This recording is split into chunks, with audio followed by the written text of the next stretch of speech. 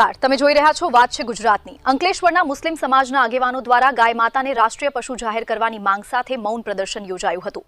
અંકલેશ્વરના મુસ્લિમ આગેવાનો દ્વારા ભારતના વડાપ્રધાનને આવેદનપત્ર પાઠવી ગાયને રાષ્ટ્રીય પશુ જાહેર કરવાની માંગ કરવામાં આવી છે।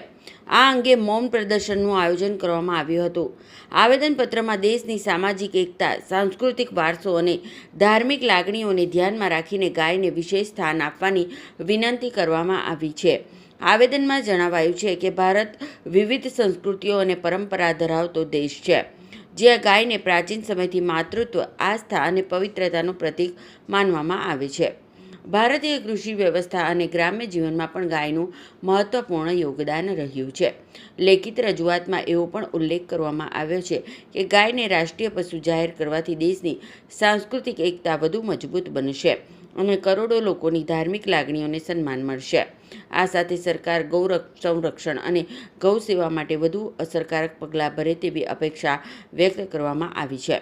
બકરી ઈદ પૂર્વે યોજાયેલા કાર્યક્રમમાં મુસ્લિમ સમાજના બખ્તિયાર પટેલ, શરીફ કાનુગા સહિતના આગેવાનો અને હિન્દુ સમાજના વિનય પટેલ સહિત આગેવાનો જોડાયા હતા।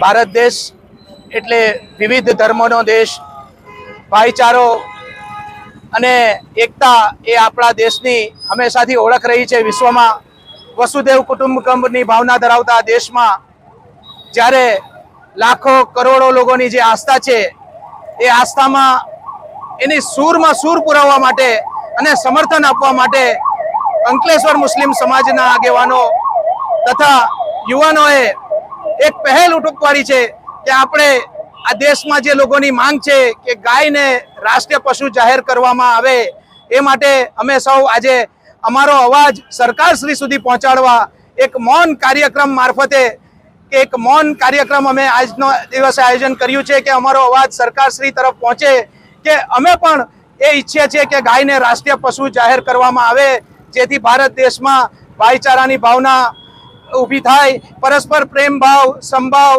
અને સદભાવની ભાવના આ દેશમાં ઊભી થાય અને ભારત દેશ પ્રગતિ તરફ વધે, એ જ ઉદ્દેશ્ય સાથે આજે અમે સૌ આગેવાનો અમારી માંગને કરવા માટે અહીં આવ્યા છીએ। અને અમે આ પહેલા પ્રધાનમંત્રી શ્રી તથા રાષ્ટ્રપતિ શ્રીને પણ અરજી કરી છે, આવેદનપત્ર આપ્યું છે કે આ ભારત દેશની એકતા જળવાય, પરસ્પર પ્રેમ ભાવના ઊભી થાય, એ માટે આપણે ગાયને રાષ્ટ્રીય પશુનો દરજ્જો આપીએ। બસ એટલી જ અભ્યર્થના સાથે અહીં અમે બધા ભેગા થયા છે। જય હિન્દ,